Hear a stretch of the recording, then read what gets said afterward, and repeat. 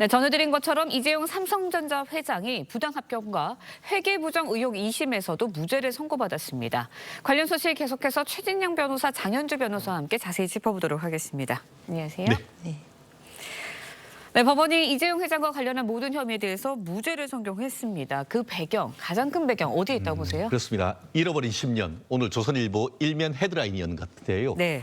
거의 10년 전에 말씀하신 것처럼 그 삼성물산과 또 그 제일모직 예. 합병과의 불공정으로 인해 가지고 이 그 자본시장법 그리고 주주에게 어떤 손해를 입혔다는 이유로 해서 업무상 배임 등 19개 죄명으로서 기소를 했습니다만 네. 1심에서도 1년 전에 전부 무죄가 선고됐고 이번 같은 경우에도 전부 무죄를 선고가 됐는 것 같은데요. 결국 그 삼성전자 결국 그 당시에 뭐 2번이나 구속되고 하는 그런 과정에서 미래전략실 이런 부분에서 내부적인 검토를 있었지만 그것이 단순한 이재용 부회장의 이른바 승계를 위한 작업이었다라고는 단정하기 어렵고 오히려 사업상으로 봤을 때 그와 같은 것이 회사와 주주를 위해서 유리한 점도 있었지 않았나. 결국 고의적인 범죄가 있어야 되는데 어떤 전체에 있어서의 어떤 고의를 인정하기 어렵다. 그리고 전체적인 그 업무의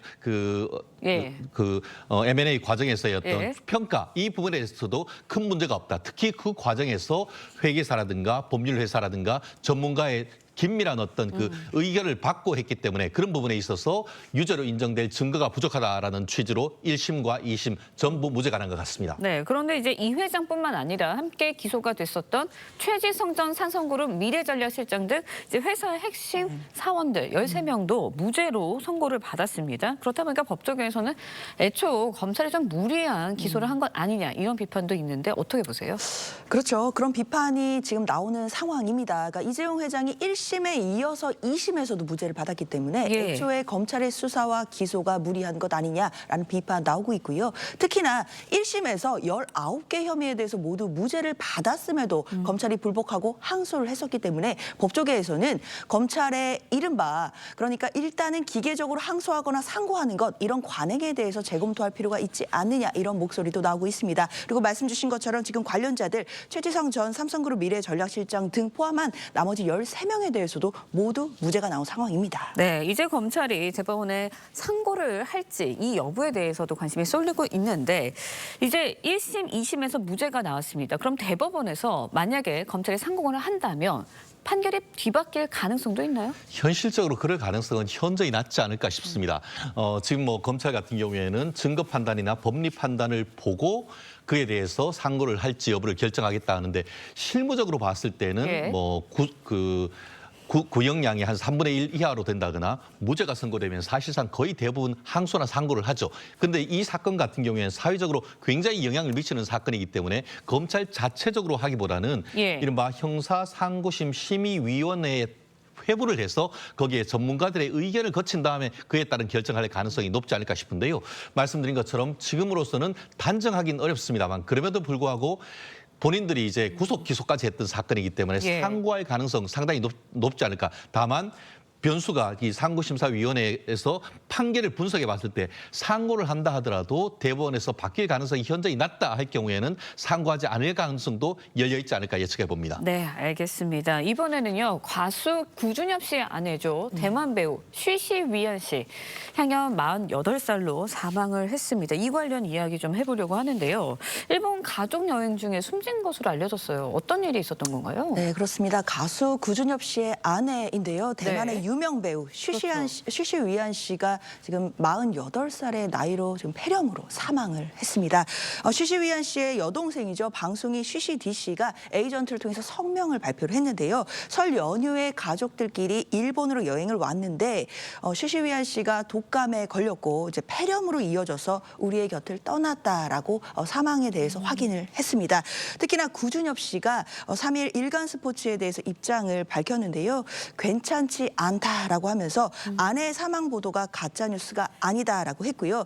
짧은 통화에서도 가늠할 수 없는 깊은 슬픔이 역력했다라고 매체가 전했습니다. 네, 가수 구준엽 씨 결혼 3년 만에 아내와 결별을 하게 됐습니다. 사별을 하게 됐는데 두 사람의 모습 영상으로 먼저 보고 이야기 이어가겠습니다.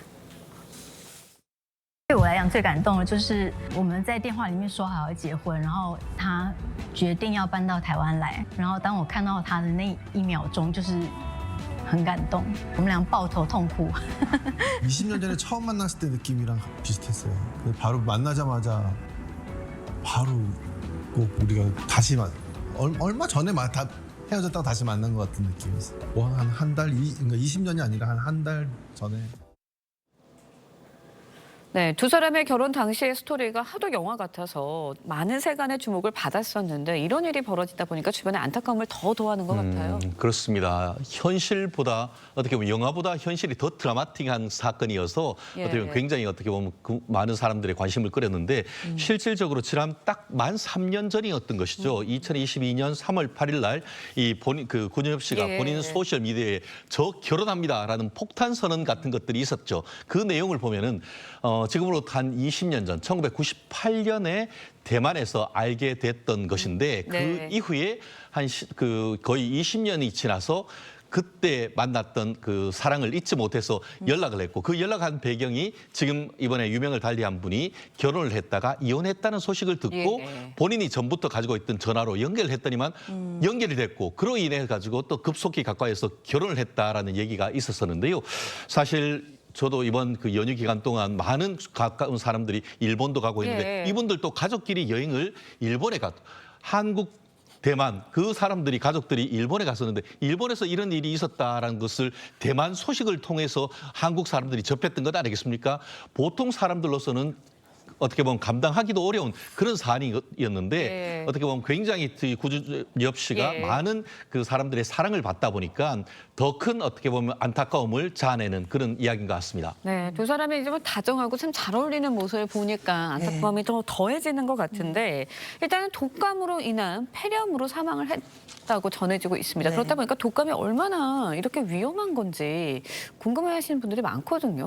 그렇죠. 독감은 초기에 잡지 않게 되면 폐렴으로 이어지는 경우가 있고 이 경우에는 특히 영유아라든지 노인처럼 면역력이 약한 분들에게는 예. 상당히 치명적입니다. 그렇기 때문에 40대나 50대가 폐렴으로 사망하는 일은 그렇게 흔한 일은 아니다라는 것이 전문가들의 입장이기는 하지만 그래도 40대라고 하더라도 예. 기저질환이 있다든지 아니면 면역력이 약해진 상황이다라고 한다면 독감으로 인해서 또 폐렴으로 확대될 가능성이 충분히 있기 때문에 더 조심해야 된다라는 의견들 나옵니다. 특히 해외 여행 중에는 우리가 병원을 가지 않고 뭐 해열제만 먹으면서 버티는 경우들이 예. 있는데요. 이런 경우에는 또 위험한 경우를 또 자초할 수도 있기 때문에 반드시 병원을 이용하고 특히나 해외여행을 가서 뭔가 상황이나 어떤 그런 조건들이 달라졌을 때는 면역력이 떨어질 수 있다라는 점도 주의가 필요한 것 같습니다. 네, 저뿐만이 아니라 보고 계시는 시청자 여러분들도 참 안타까운 마음일 것 같은데 고인의 명복을 빕니다. 다음 이야기도 해보도록 하겠습니다. 지난 9월에 세상을 떠난 MBC 기상캐스터 오요 안나 씨가 직장 내 괴롭힘에 시달렸다는 의혹과 관련해서 경찰이 내사에 착수를 했습니다. 이제 먼저 오 씨와 관련한 의혹, 구체적으로 어떤 내용인지 최근현 변호사님 설명했어요. 저 또한 너무 충격적이고 네. 안타까운 일인데요. 그 2021년 MBC에 기상캐스터로 입사를 했다가 많은 그 사람들의 사랑을 받았던 분들인데 알고 봤더니만 작년 9월 달에 극단적 예. 선택을 했다는 사실이 최근에야 밝혀졌고 그와 같은 그 사건에 대해서 유족들이 어떻게 보면 직장 내 괴롭힘을 했다라는 사람을 상대로 해서 지금 민사 손해배상 청구 소송을 했고 예. 이 부분이 알려지면서 많은 국민들이 어떻게 보면 국민신문고 같은 데에 이 그 고소 고발 같은 것들을 하니까 최근에 서울 마포경찰서에서 관련되는 그 MBC 사장 나아가 그 기상캐스터 예. 팀과 관련된 인원들에 대해서 업무상 과실치사, 스토킹 처벌법 위반, 또 그 MBC 경영진에 대해서는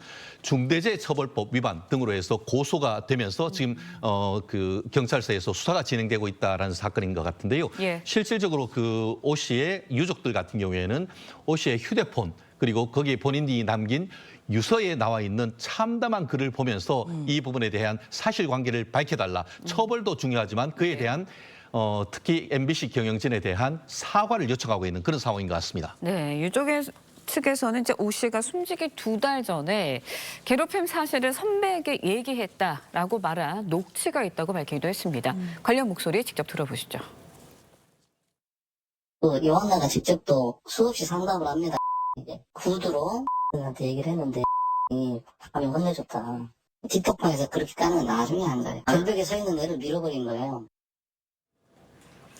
네, 유족 측에서는 이제 해당 녹취를 오늘 언론을 통해서 공개할 것이다 이렇게 밝히기도 했는데 녹취가 핵심 증거가 될 수 있을까요? 어느 정도 의미는 있을 것 같습니다. 왜냐하면 유족 측에서는 오 씨가 입사 후에 2년이 넘는 기간 동안 괴롭힘을 당하면서 다수의 MBC 관계자들에게 피해 사실을 털어놨지만 아무런 조치가 없었다 이렇게 호소를 해왔거든요. 그런데 이런 녹취가 그 호소에 대한 근거가 될 수 있다라고 한다면 또 새로운 국면으로 갈 수 있겠다라는 생각이 들고요. 앞으로 수사 과정이라든지 그럼 재판 과정에서도 이런 부분들이 분명히 유의미한 증거로 사용이 될 수 있을 것으로 보입니다. 네, 알겠습니다. 이제 오 씨에 대한 MBC가 진상조사위원회를 꾸리고 사실관계 확인에 나섰다고 하는데 만약 내 이제 직장 내 괴롭힘이 사실로 드러난다면 MBC에서도 어떤 책임을 져야 할 것 같은데 어떤 책임을 지게 되나요? 그렇습니다. 사실은 이 부분이 근로기준법 예. 위반이냐 이런 부분이 예. 있는데 예. 기상캐스터는 그 어떻게 보면 근로자라고 보기 어려운 그런 부분이 있다 보니까 오히려 그런 부분보다는 얘기하는 것처럼 스토킹 처벌법이라든가 아니면 평소 때에 사실 극단적 선택을 해서 했기 때문에 사람이 사망했는 이런 부분이 있어서 아까 말씀드린 것처럼 중대재해처벌법이라든가 이런 부분이 오히려 문제가 될 수 있고 예. 실질적으로 직장 내 괴롭힘을 해서 이런 식의 극단적인 선택을 하게 된 직접적인 원인을 제공했는 사람들에 대해서는 업무상 과실치사 이와 같은 그 혐의도 나중에 적용될 수 있는 부분이어서 내부적 진상조사와 함께 수사기관의 수사 결과 좀 지켜봐야 될 것 같습니다. 네, 알겠습니다. 장현주 변호사, 최진현 변호사와 함께 말씀 나눠봤습니다. 오늘 두 분 말씀 여기까지 듣겠습니다. 고맙습니다.